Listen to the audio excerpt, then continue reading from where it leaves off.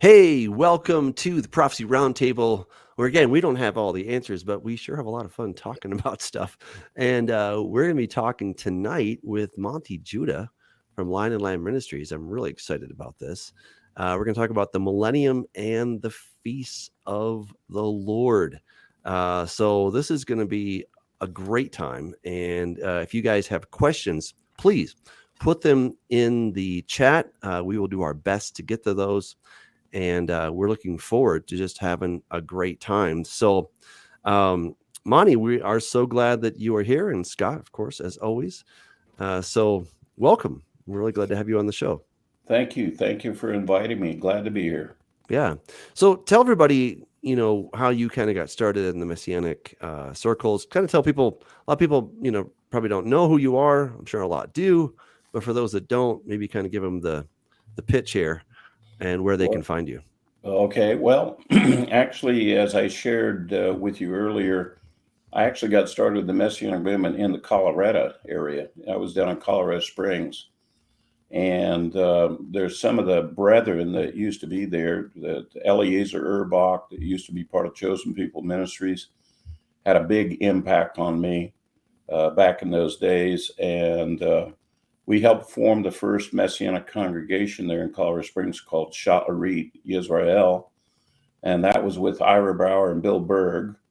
Ira is still operating down in Florida. He's a Messianic leader down there.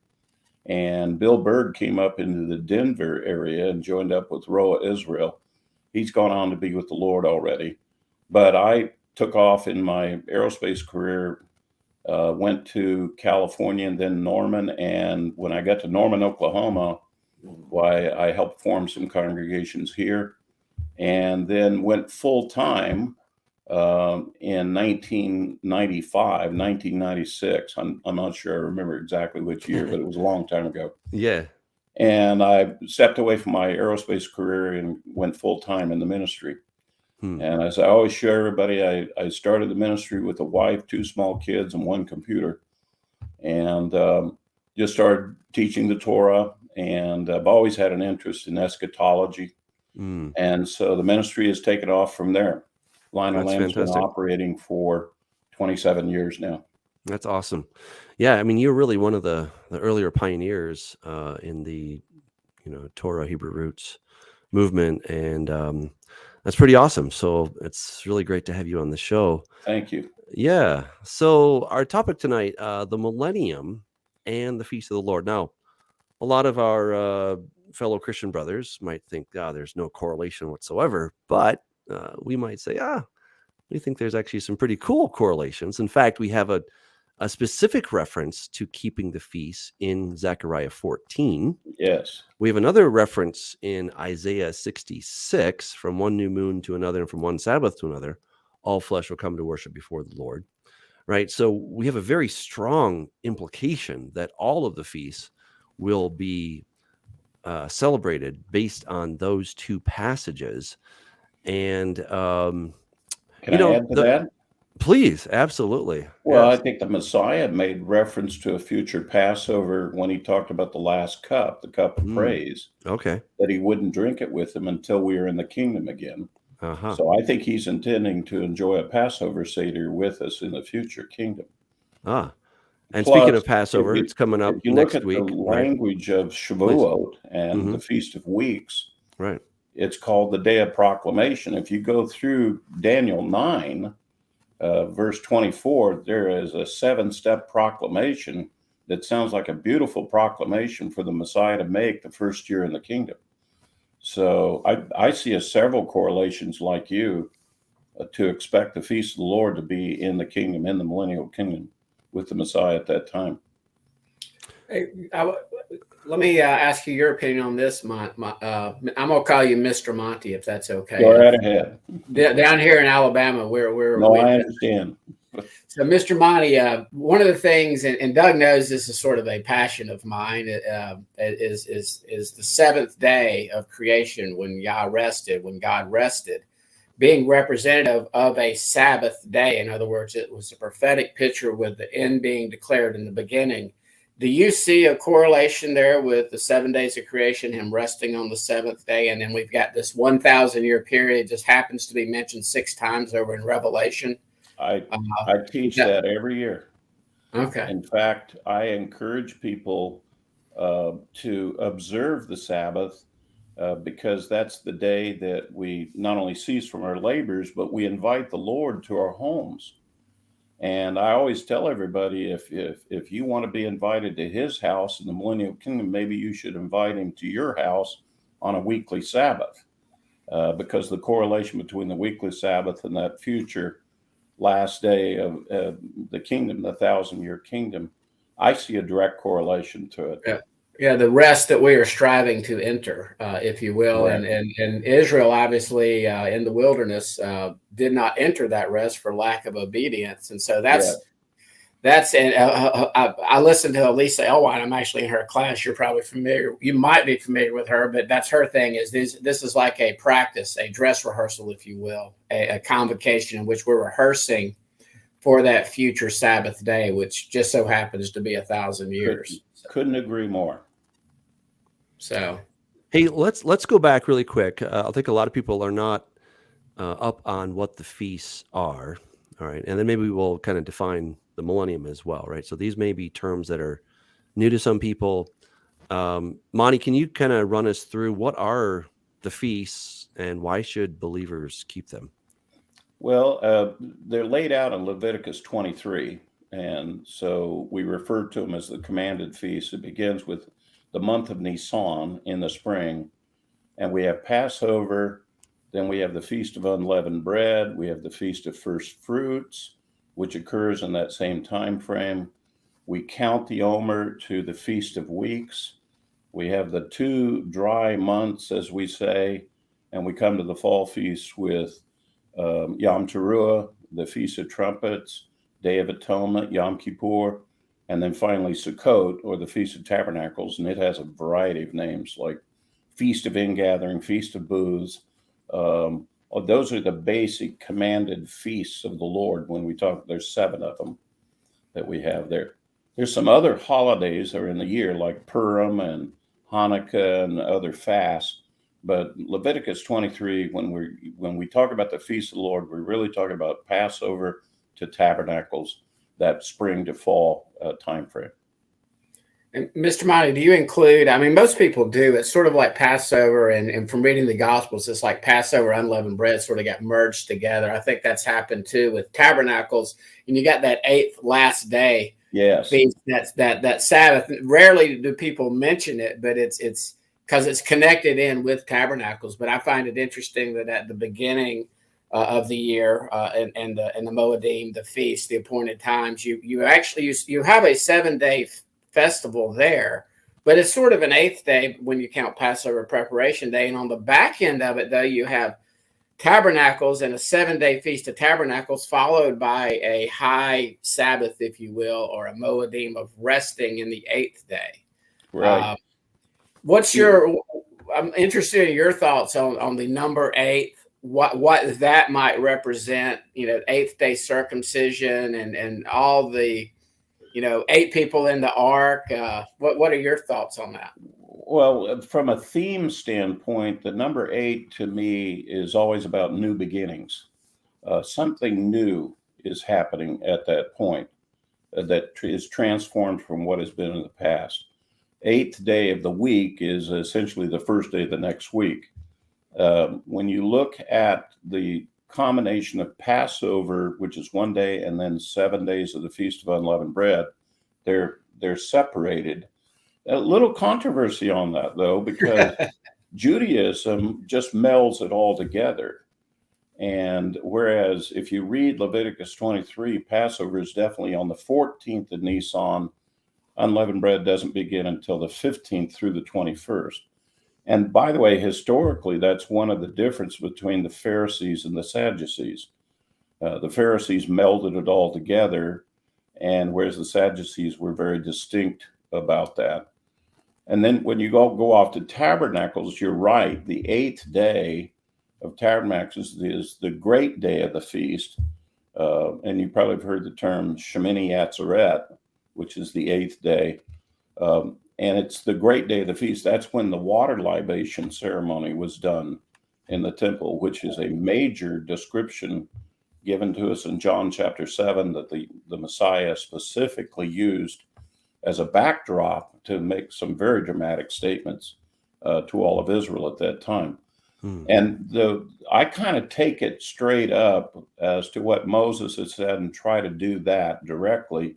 I'm aware of some of these other traditional ways that Judaism in particular has taught. And so they kind of, juggle back and forth. And a lot of folks, when they first come into the movement, especially believers of the Messiah come in, they have a tendency to kind of look at what Judaism does. And it comes as a little bit of a surprise when they actually get into what Moses said, that there's a little bit of a difference there. And I always tell them this is what the Messiah was talking about when he said, beware of the leaven of the Pharisees. And they added a few things there to what Moses had said. And so in observance for us today, we have to make some judgment calls. Are we going to be real distinct about what the Messiah did and what Moses spoke of? Or are we going to kind of go with the tradition and the culture that we have with others that are keeping the feasts? This is a good year example, like Judaism and many Messianic Judaism congregations, if you will, are still doing first fruits on the 16th. As opposed, that one I take a little bit of issue with. Yeah, I do too. That's what I'm saying. Same here. Yeah. The other dates are definitive in the calendar. The 14th is Passover. 15th is unleavened bread. But Moses did not give the Feast of First Fruits a definitive date. And instead, the language is the day after the Sabbath, after the Passover. Right. And now, of course, Judaism wants to say, well, the high Sabbath on the 15th, then it's got to be on the 16th. That's what they do. And how they count 7 Sabbaths after that doesn't quite make sense to me. It makes no sense. Count the 50 days. I agree. But to me, first fruits should fall on the first day, which would be a Sunday, after the first weekly Sabbath after the Passover. And so you count 7 consecutive weeks, 7 consecutive Sabbaths. And on the morrow of the 7th Sabbath, well, you have the 50th day, and you have the counting of weeks.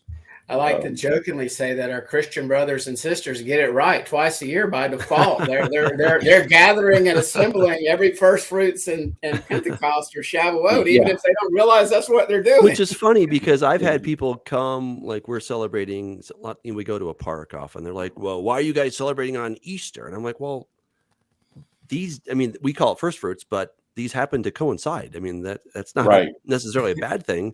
And if some things in Christianity are great, great. I'm happy about that. We don't have to in my generation, I've watched Christians shift from Easter to calling it Resurrection Sunday. They are kind of backing off that term Easter, but they'll go with the Resurrection Sunday, and so I guess there's a little softening there of the differences. Hey, question: I know. Do you believe that Yeshua? I'll go and tell you what I believe. I believe he was crucified on the 4th day of the week, the midst of the week. This year actually would mirror, if you will, what happened almost 2,000 years ago, and that he rose on the weekly Sabbath. And what he actually fulfilled was when he ascended to the Father on first fruits, not the resurrection. What is your understanding, opinion? Tell me why I'm wrong or why I'm right, I guess. All right, this is going to be an interesting answer for you. Let me tell you a little history. I've taught extensively the New Testament as well as the Torah and so forth. Many years ago, I wrote an article called The Passion of the Passover. And the Passion, of course, laying out each day what happened. When did he enter Jerusalem? When exactly did he do the Passover? What day of the week was it? When was he buried? I laid the whole thing out. Of all of the articles I have ever written in my ministry, and I write them monthly, this one, I got more flack on this thing than I have ever on any other topic I've done. including eschatology, two-house teaching, all of them.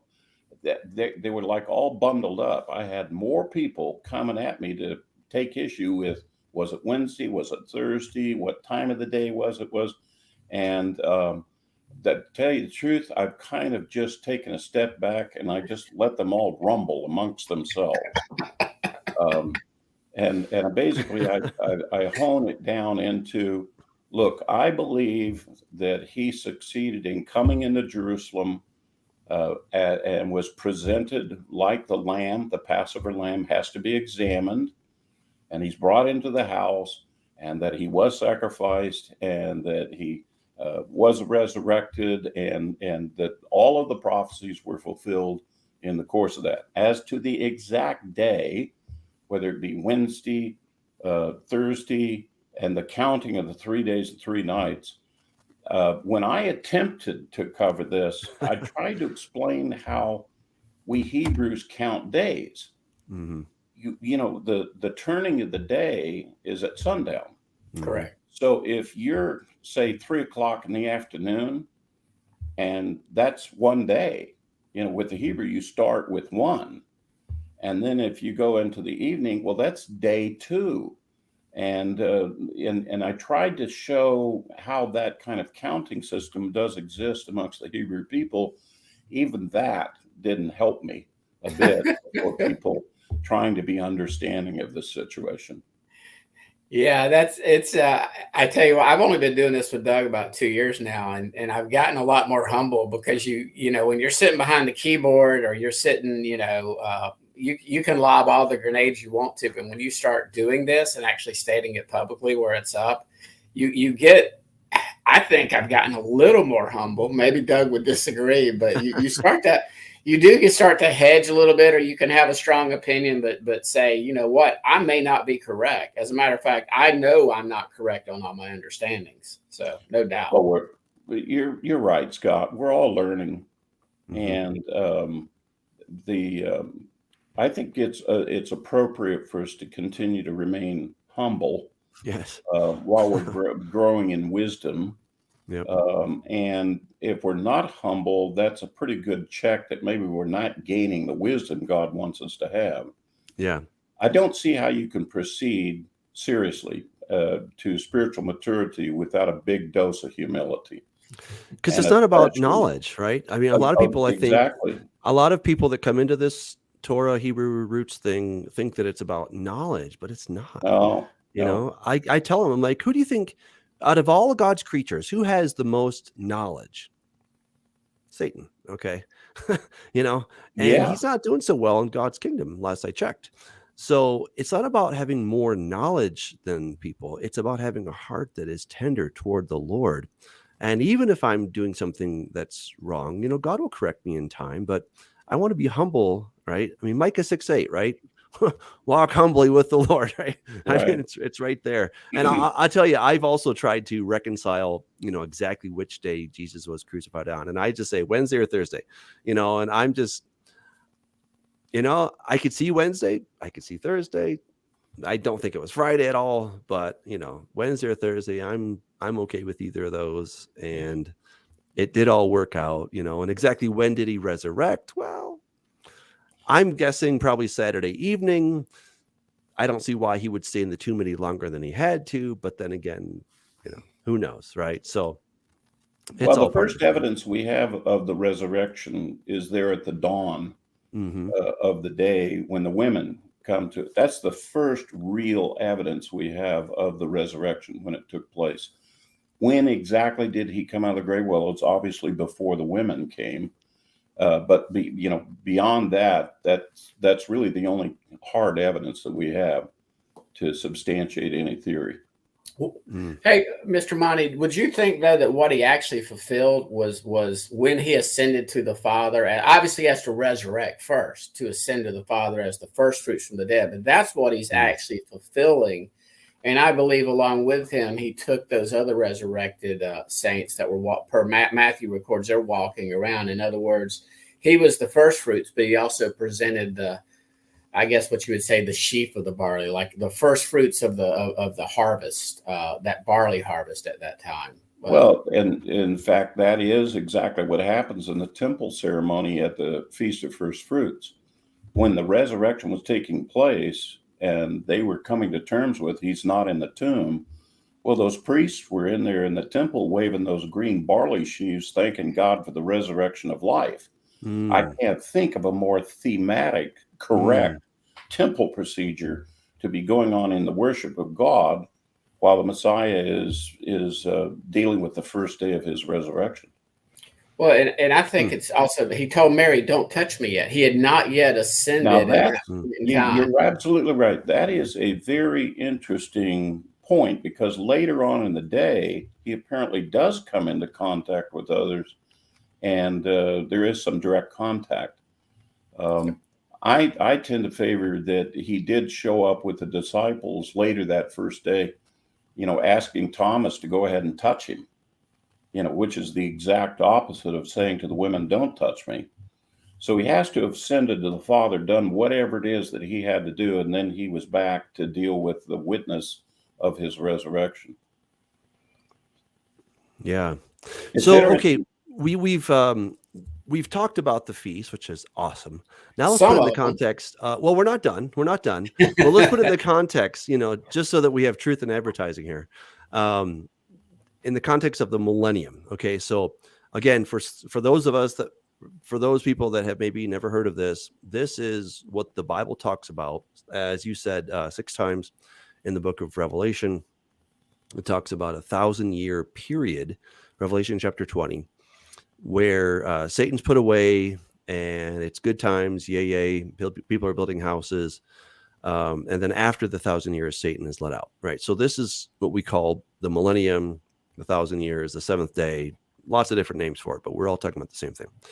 So why would there be feasts now that we've gotten a sense of these feasts? Why do you think there would be? I mean, are there, first of all? Secondly, why would there be? And I'd love for you to elaborate more on Daniel chapter 9, if you'd like to, on that topic. Well, let's talk about the logical. Why would we do that? I mean, why would we, as soon as the Messiah returns to Jerusalem, why would we observe the Feast of Tabernacles like Zechariah 14 says we're going to do? If you get into tabernacles, you start observing it. One of the things that you learn is we call that the double commandment to rejoice before the Lord. Tabernacles, specifically when it was given to us, Leviticus 23, on 2 occasions, Moses told us, you shall rejoice before the Lord. Well, let's just think about the logic here for a moment. You and I make it out of this present age. We make it into the Messianic kingdom. The Messiah has returned. I'll tell you what I'm going to be doing right off the bat, rejoicing. And to have a holiday that specifically is dedicated to that, I can't think of anything more appropriate to do right off the bat in the kingdom with the Messiah, is to rejoice before the Lord.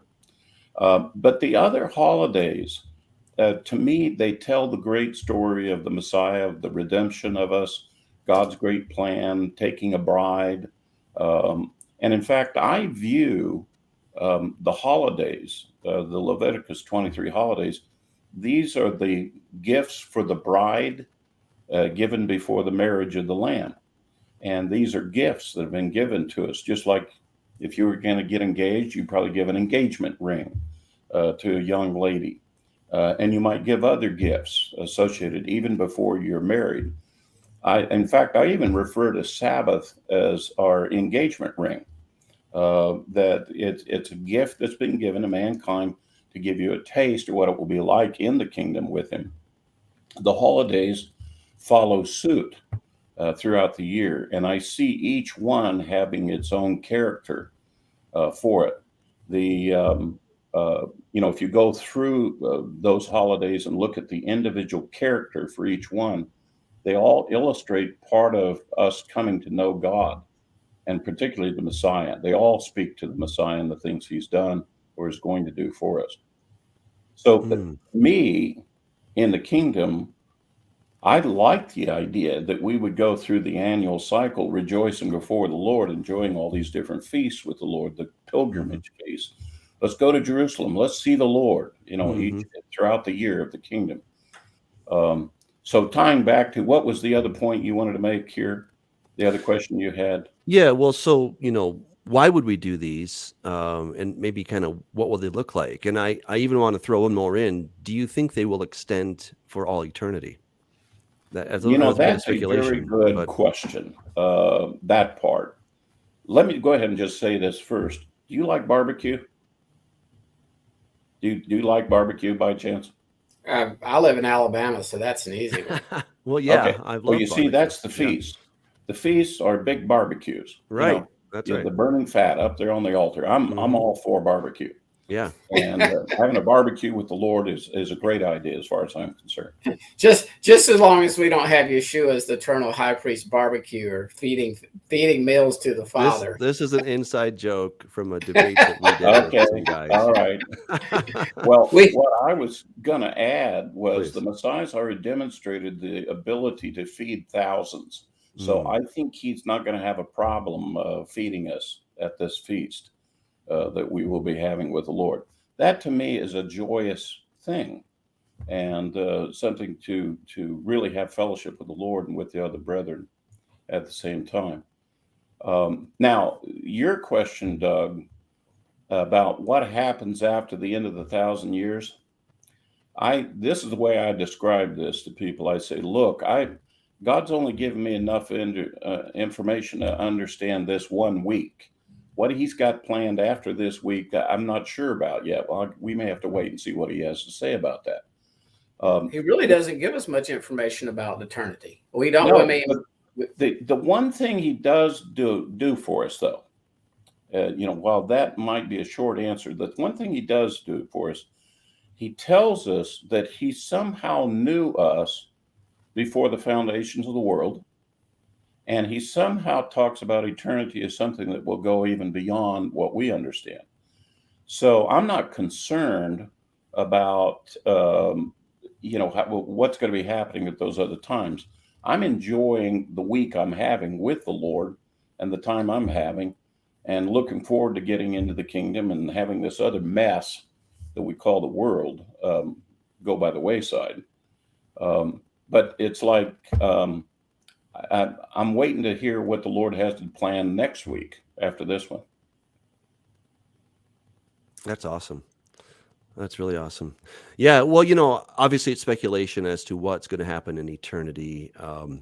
My speculation is that what begins in the millennium will continue, except for rebellion at the very end. But I think that, the good times that get started during the millennium will simply continue. And I imagine us flying out in space and getting to see all of God's creation and all that. But that's neither here nor there. So 3 times a year during the millennium, we're imagining people coming back. Let's back up for a second, because one of the ways that I really got into Hebrew roots, Torah, Messianic stuff was through the fall feasts. And it blew my mind when I began to understand how the fall feasts have to be, in my opinion, fulfilled in like manner to the spring feasts, right? So I don't know if you want to touch on that, because I think it's such a fun point. And sometimes for people that are just coming into this, they're like, wait a second, am I missing something like that? Well, for me, it was like, wait, this is way too cool. Why did I never hear about this? Well, you've hit on, I think, a very common experience for many Messianics that come in. One of the first things that hits them is when they do the Passover and they suddenly realize, oh, this is the thing the Messiah did with his disciples. Oh my gosh, there's so much prophecy in this. The betrayal is shown in it. The death and burial, resurrection is shown in it. The breaking the bread, the special bread, the cup, what is common for Christian communion, which is very meaningful in the Passover. And then he gets resurrected on the Feast of First Fruits. He was without sin. There's deliverance. We eat the bread of haste. We're all delivered. at that time because of the work of redemption.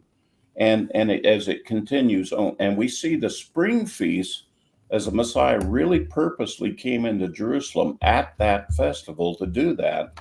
It was then that he revealed himself to be the Messiah.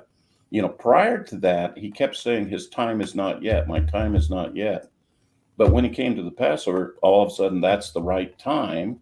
So we see this very direct fulfillment of the spring feast by his coming to us and doing the work of redemption. It follows then that his second coming, I think, is going to be very direct, tied together with the Feast of Trumpets, Yom Kippur, Day of Atonement, and with tabernacles. Now, if we follow Zechariah and 14, then that tabernacle celebration is the first celebration after he's returned. Yom Kippur seems to speak to the day of the Lord, the day of reconciliation that God has with the whole world. And then trumpets, of course, speaks to the resurrection and what we understand to be the rapture. So that sequence of events, I think, is pretty much out there right in front of us. Mr. Monty, great minds think alike. I mean, me and Doug agree with you 100% is what we're saying. So what I say to a lot of folks coming in the Messianic movement, I've seen and talked to a lot of them. They're stunned at how direct and specific the things we understand about the Messiah, what actually happened in the Passover. And it follows, for those that are anticipating the coming of the Lord, boy, this lays out the eschatology scenario for the second coming beautifully with the fall feast. And of course, if you're a post-trib kind of guy like me, well, then I see that happening in fulfillment of those fall feasts. So let's go to Daniel 9, okay, where they lay out the 70 weeks of Israel and they try to get the 7-year combination. I always remind everybody that when the Bible talks about the Great Trib, it's talking about 3.5 years.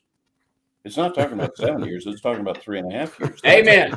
That's a logical theory that's been put forward. And to tell you the truth, when I have discussed Daniel 9 and the whole 70 weeks things with a lot of other brethren, one of the things I point out to them is that when you start off with Daniel 9:24, the word weeks happens to be a biblical holiday. Now, the word that's actually used in verse 24, and you help me with this, Doug, is the word Shevarim. It's the male gender. Shavuot is the female gender. That's what we normally call the Feast of Weeks, Shavuot. But when it's Shevarim, as my understanding, and it's limited on my Hebrew, that means the plural of Shavuot. Shavuot is a once a year thing. So I see that whole business of starting with Daniel 9:24 as really a description of 70 Feast of Weeks. And I find in our generation an incredible corollary of real events that have happened in this generation. If you take the understanding, we're talking about Shavuots, a number of Feast of Weeks that occur in the last generation. If I could illustrate one point that really strikes me pretty strong on So this. just to be clear, you're saying that the Shavuim weeks, or heptads, as some people might argue, Right, is more about a series of the 7 weeks of like the Pentecost time or the Shavuot it's time? 70 Pentecosts. That take that for a moment. Now let me hit you with the thing that really gets me on this. And if you follow that prophecy down a little bit further, it talks about after 62 weeks and then 7 weeks. It's got this subdivision in there, and it talks about Jerusalem being rebuilt with plaza and moat. You remember that part? Mm-hmm. Mm-hmm. You know when Jerusalem got a plaza and a moat in this generation? Historical Jerusalem has never had a plaza and a moat. But today, you go to the Western Wall, the Kotel, Mm-hmm. that is the plaza.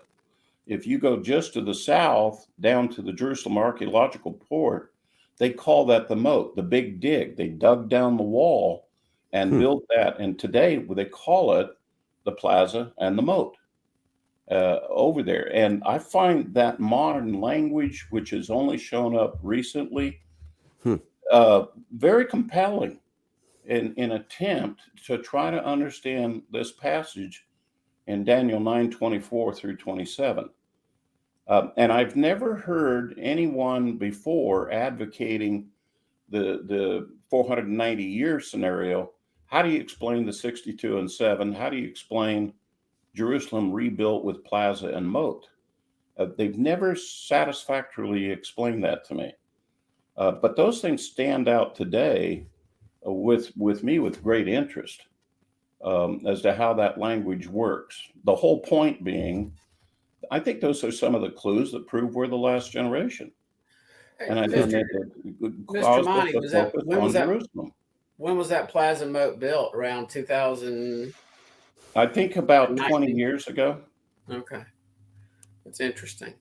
Now, I'll tell you my own personal experience on this. Let me tell you where I got that from. I was leading a tour over to Israel, and I took them to the Kotel one evening. And a group of them went through the rabbi's tunnel thing, and I was waiting for them out there in the plaza and just kind of praying and doing my own thing while I was waiting for the group to come back. Well, they started coming back to me, and they're all looking around.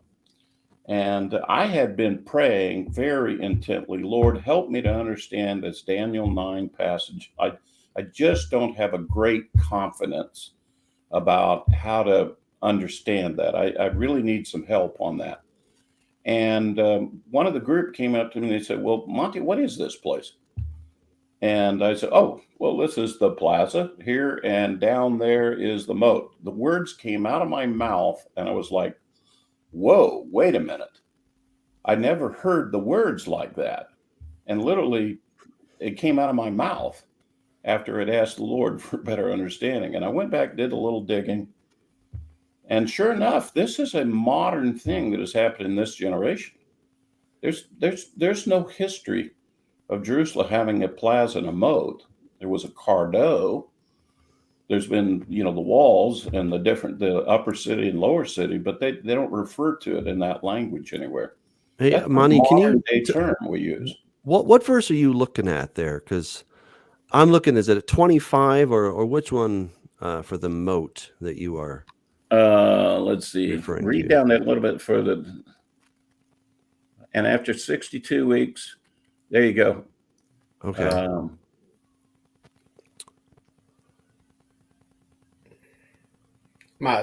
Should it be the language that they're using? The street shall be built again, and the well. Back up to 25. Back up to 25 and 24. Yeah. Okay. Okay. 25. Know therefore that from the going forth is the command to restore and rebuild Jerusalem. Okay. Mm-hmm. That language there, what version have you got? So that's the New King James. Yeah. If you look at the other languages, it says, Jerusalem shall be built with plaza and moat. Okay. Is in the other versions. Some say streets and strong defenses. Yeah, here we go. So how you translate this is the complete Jewish open spaces and moats. So that's what you're talking about there. Yeah, open space is the plaza. The moat is the dig down along the wall.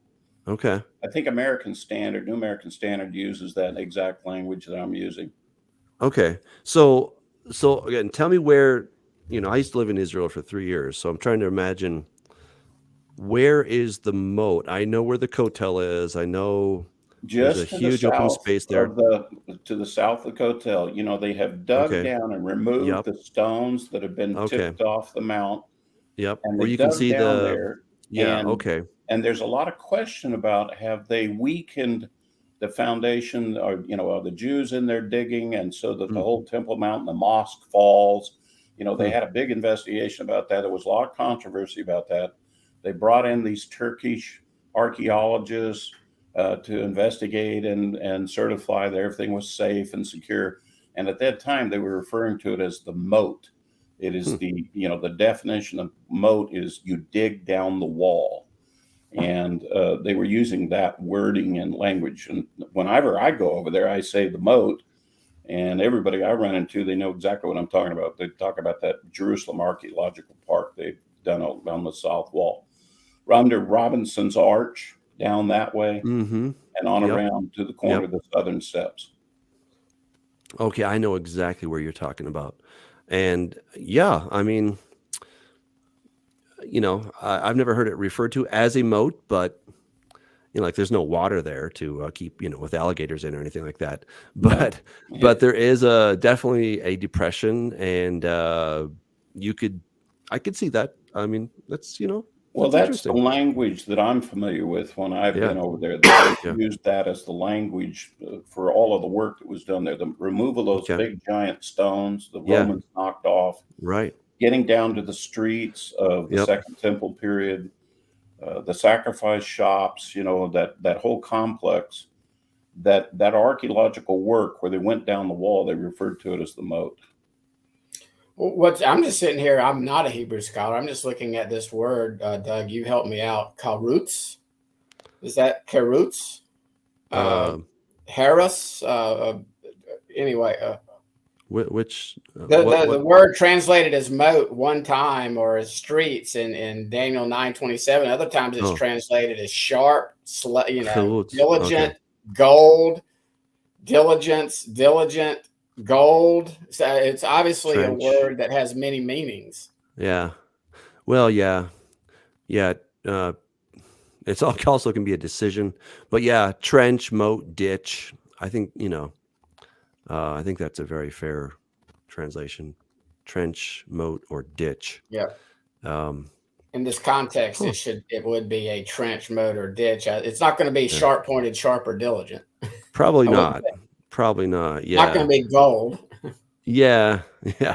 Well, Monty, thank you. I just learned something that is really cool. Well, so that's one of your reasons why we must be in the last days, or probably, right? Because this is all pretty new.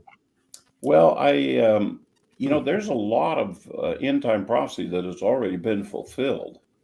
If you just start with the state of Israel, and all of that has come from that, the enemies to the north, all of the issues that have been happening, the attention being given to the Temple Mount these days, the desire on the part of the Jews to partition the Temple Mount and build an altar again, all of those are bubbling issues in Israel. And those are all some of the prerequisites that takes us right to the end of the age.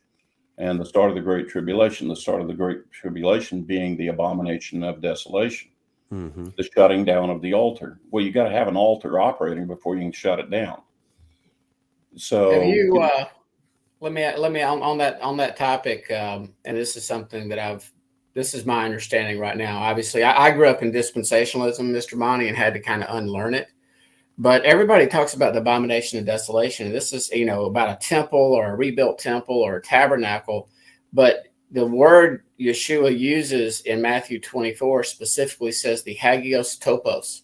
The place is holy. In other words, there's no naos or temple mentioned. There's no therion or therios. In other words, there's no brick and mortar building. It's the location in which the abomination of desolation occurs. Right. I'm at the current understanding that location is holy, even with an ongoing abomination that's been on it now ever since that the Dome of the Rock was been built, because it had. Wow. But obviously nobody has stood there yet, declared to be God, and started to perform miracles and false signs and wonders. It has not been fulfilled yet. But so that's I don't preclude a temple being built. I don't preclude Judah restarting their sacrifices. But when I actually just look at Matthew 24 and Mark 13, it's not required to actually fulfill what Yeshua said must be fulfilled. In other words, it's going to stand in the holy place, the holy location, the topographical location. Have you ever looked into that? Yeah. In fact, I always tell most of my audiences Now, most of you had that nice lady in Sunday school that came in with a flannel graph and explained the tabernacle to you.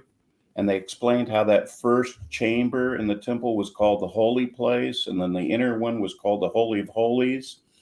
But when Jerusalem and the temple was built there, the entire Temple Mount was now called the holy place. So when the prophecy speaks of in Thessalonians about him taking his seat in the holy place, he could be anywhere on the Temple Mount and satisfy that language.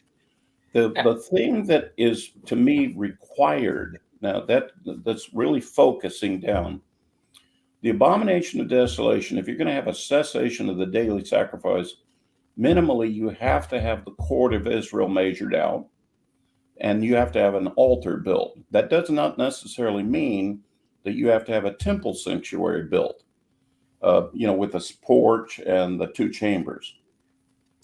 The prophecy only requires the altar and that court to be measured. And that's Revelation 11. That language is repeated there. So to me, what I'm anticipating is that somehow the Jews will get a piece of the Temple Mount, they'll partition it. Most of it will be left outside to the Gentiles. The inner part will be set for them. They'll set the cornerstone, they'll measure the court, they'll rebuild the altar. And once they rebuild the altar, that's when they start the daily sacrifice. And if you look historically how the temple's been built in the past, the altar was always set up first and operated while the building of the sanctuary was done. That's a great point. Whenever anytime I hear some Christian teachers saying, "Oh, the temple's got to be rebuilt," no, that is not correct. The altar has to be operating. They're moving toward a temple, but it's not required to satisfy the prophecies that we've been given. All you have to do is have that altar operating, and with the daily sacrifice, have it shut down, and an image set up on what is called the wing of abomination. On the temple, the wing is to the north or to the south of the altar. So all you have to do is use any of that other open ground up there, and you will have satisfied that language. And if he sets up on the Temple Mount, he went to the holy place, for the language. That language all changed, when Jerusalem and the temple got built, But I keep telling everybody they're all relying on that nice lady that came in with a flannel graph, and that's what they're using as a reference. Well, and I like to say this. Me and Doug actually differ a little bit here, but on that final future 7 years, where everybody's looking for the Antichrist to make a false peace treaty or covenant, the Jesuits are masters at what they do, and so everybody's looking for some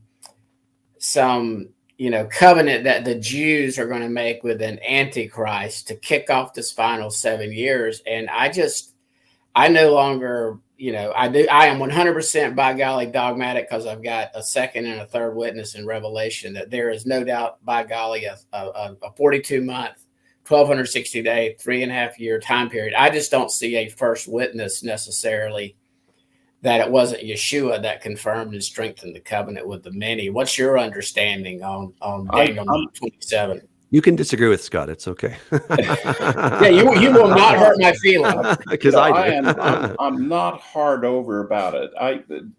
To me, when it says in the middle of the week, okay, when it says the middle of the week there, that just means 3.5. That's all that means. But they keep expanding into a 7-year period. That's a theory. That's a kind of a preliminary conclusion based on a theory that Ribera made up. The Jesuit Ribera. If you're looking for something that would mean a distinct number, just say the word the middle of the week. It means 3.5. By the way, in the book of Daniel, that 3.5 thing, it gets repeated multiple times. A time, times, and half a time. That's talked about multiple times. Right. And of course, all the other dimensions that you talked about, the day dimensions, whether it be 1290, 1335, 1260, 42 months, you're talking 3.5 years. That's all within the envelope of that time period. Nothing ever says 7 years. And do you believe that where Yeshua in Matthew 24, he's referring to the abomination of desolation spoken of by Daniel the prophet? I believe he's referring to Daniel 12 there, and not necessarily. He could be referring to both Daniel 12 and Daniel 9:27, but I think it's a no-brainer he's referring to Daniel 12. Well, it's for sure Daniel 12.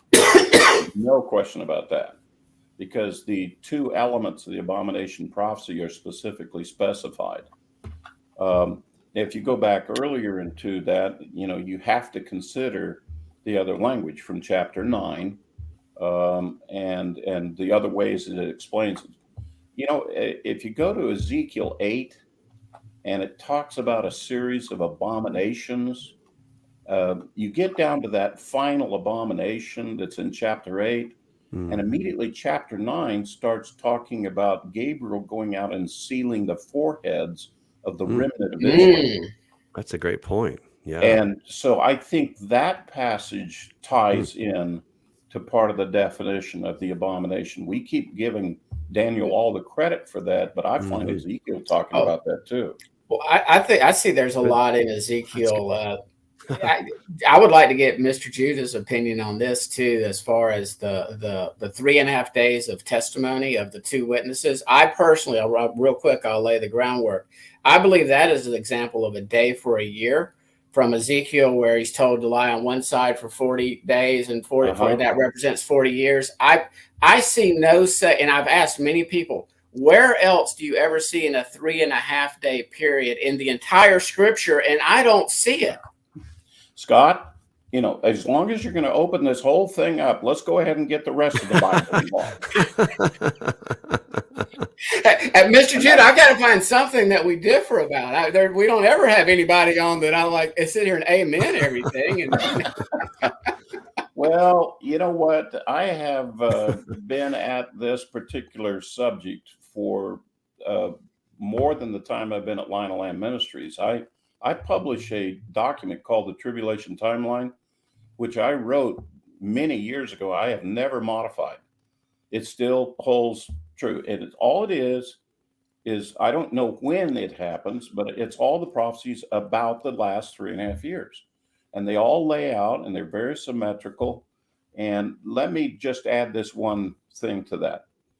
You've got to come up with, if you're going to deal with this whole subject, you've got to come up with a prophetic scenario that can be bore out with all these other prophecies about how do you handle the 7 seals, 7 trumpets, and 7 plagues. And most people use that telescopic method. The tubes come out of the tube for that. I have a completely different scheme to that. I see it as highly integrated. I see it as a prophetic scenario. If I was to take you to a music hall where an orchestra was going to play, and I wanted to tell you in advance of the musicians what was going to happen, I'd walk you into the section where the violins are at. And then I'd take you to where the drums are going to play, and I'd take you where the choir is going to stand and where the trumpets are at. Now, you would understand that just because I showed it to you that way, that isn't necessarily the way it's going to play. You would know that when the music gets going, why some multiple instruments might be playing at the same time, and some might be doing a solo. But at the end, maybe everybody's playing and singing at the end, and it's like the climax, the grand finale. Yeah, I totally agree. I see the book of Revelation. I see it as a drama. I see it as a prophetic symphony that integrates all these other prophecies from the other prophets of Israel together in it. Love it. I totally agree. I think the book of Revelation is laid out thematically. That's what I call it. Yes. It's the same idea as you're explaining with the symphony. They're all, there may be different voices in this thing, but it's all one symphony that's played together. And to sort it out, you have to pay attention to what the angels say. The angels actually give you the clues as to how everything kind of fits and interrelates to it. I had a seminar once with an Orthodox rabbi, and the subject was what he thought of the book of Revelation. And he referred to it as a stolen book. And I said, now, how so? And he said, well, there's nothing new in there. It's all the different things that came from the prophets of Israel. And at that moment, I suddenly said, whoa, he's right. This all book of Revelation is like Grand Central Station for all these trains coming in and out, all these trains of prophecy. And that gave me a whole nother perspective about how to pull together, because if you're going to try to understand Daniel 9, you got to take the book of Revelation together. And if you're going to get those two together, you got to deal with all the other prophets who come up with the symbology and the language that's used in the end time prophetic scenario. Right. Let me ask you something from Numbers about, and this is where, and I learned about most of the stuff that I think I understand now. I learned from somebody else. This was from Halisa Elwine about the 144,000. When there's 1,000 from each tribe chosen to go to battle and go to war, all 12,000 come back alive. And so Correct. She drew the connection that these are going to be like, and I did give them this name, through the storm troopers, if you will, like the perhaps the special forces or whatever. But in other words, supernaturally sealed, and to the extent that they're not going to die, just like those. And she drew the correlation with 1,000 from each tribe in that battle. You just didn't go to battle in that day and age and not die unless there was supernatural protection and intervention on your behalf. But that would just be. I'll go ahead and beat my own drum. She got that from me. Uh-oh. I'll have to talk to her. Listen, all that stuff you've been hearing, I'm the guy that put that out 30 years ago. Okay. Well, she had a good teacher then, but God, I love to, she says it's sweeter than you, though. Oh, I know. And me. No, I see I see the entire Exodus out of Egypt as a prophecy. Mm-hmm. And there are elements, I go specifically to Paul in 1 Corinthians 10, where he said, now those things that happen in the wilderness are for our admonition and instruction, upon whom will fall at the end of the ages. If you go back and look at what happened in the wilderness, all the different tests, all the different things that happened, you can see them coming forward. Well, the last one was the battle with the Midianite kings, 1,000 from each tribe. And they went off to battle. You know that not one soldier was missing when they came back. Everyone was counted for the booty at the end of that battle. And I see the 144,000, once they get sealed, they do not die. They come back. They are at the end when the Messiah returns. They're the welcoming committee for the Messiah. Genesis. So basically Genesis, Exodus, Numbers, Joshua, Judges, First, the historical books for all the way through are essentially are what we should be looking to understand prophecy. What was, is, and will be the cyclical, the cyclical pattern of prophecy. The part of the way I say it is that history is actually prophecy, and prophecy is history that hasn't happened yet. So there is a direct correlation.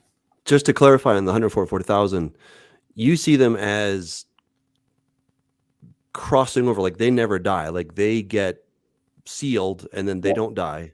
That's correct. And they serve. That's awesome. I totally agree with you. I'm with you. To help protect the tribulation saints. I'm tracking during the days of the Great Tribulation. Love it.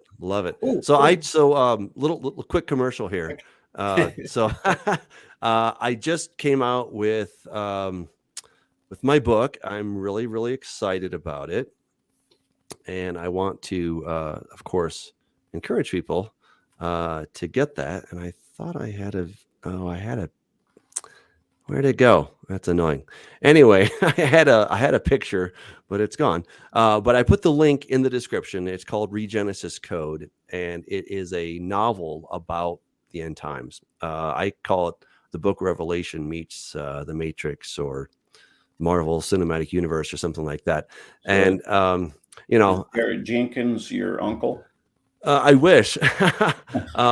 But so I definitely take a different slant than Left Behind, obviously. Right. But in book 2, which I'm still writing, the 144,000 are going to be, kind of these superhero good guys. They're going to stand up against the super bad guys, right? Which I think are, the people that take the mark of the beast are the ones that get these superheroes, and the super villains, right? They get the super bad powers. And so I think that'll sort of be a foil to all the bad stuff that Satan's doing. So I'm just delighted to hear that we see it essentially the same way. That's pretty cool. And I think Doug, I agree with you. I want to ask Mr. Judah about this. As far as that man-child, Mr. Monte, as far as that man-child that in Revelation 12, and this is something we had Tony Robinson on a few weeks ago, and I talked to Tony again today about doing a follow-up, where I will use the term rapture. I don't like the term for 1 Thessalonians 4, but Paul mentions how there was a man, and you think he's being humble, and he actually mentions in those two verses that he was raptured up to paradise, saw things he could not see.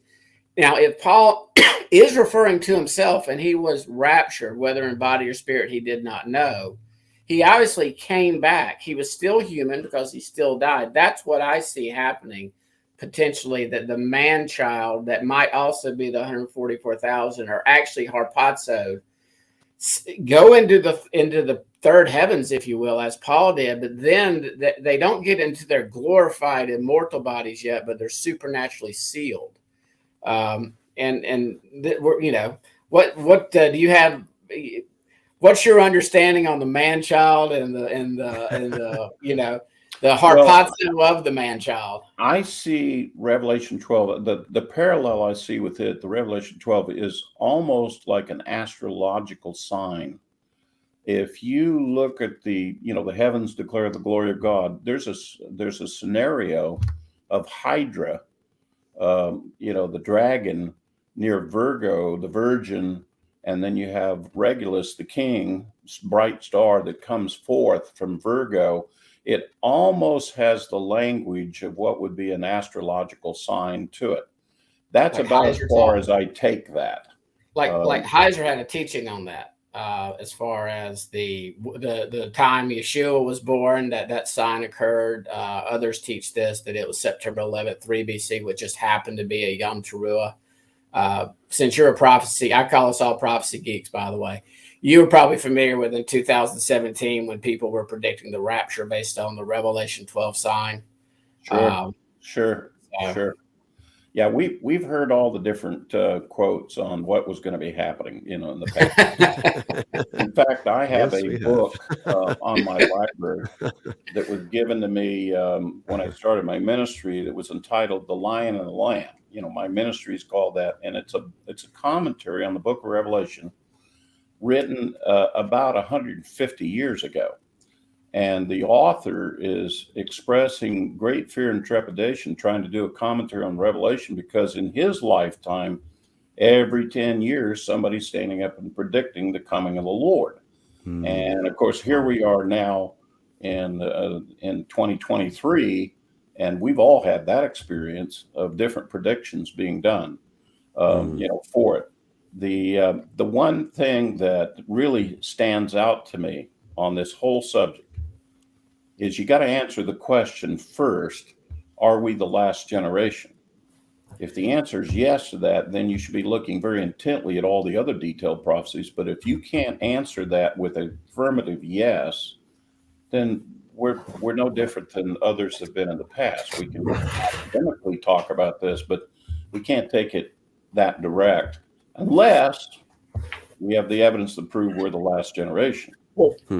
By the way, that's another topic for us to discuss. I will lay out the arguments of why I'm convinced we're the last generation. Well, maybe we should do that the next time. My dad wrote a book back in the 70s on the 7x7 plan of God. Now, I argued with him and told him I thought it was the death of the Messiah, not the birth.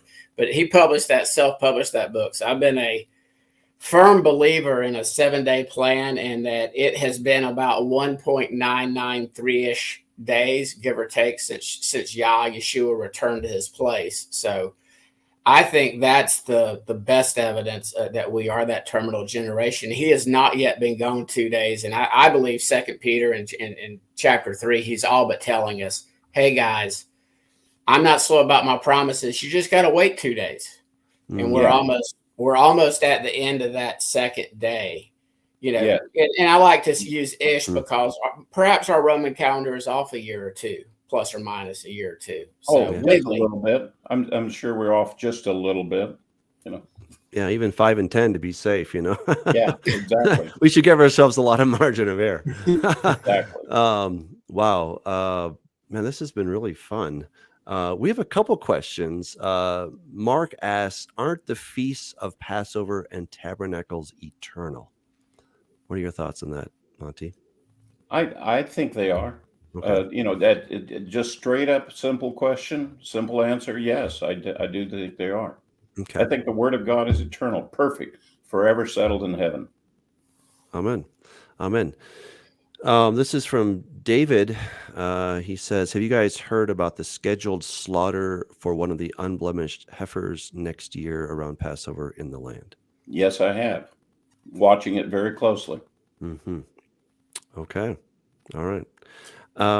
And then Montana says, what does it mean he went down first? I don't quite know the context of that, but I think they were talking about Sheol when we were talking about okay. him ascending, and obviously Okay. Paul mentions how he descended and then Got it. ascended. So I believe he did go down to Sheol and preach the gospel, if you will. Yeah.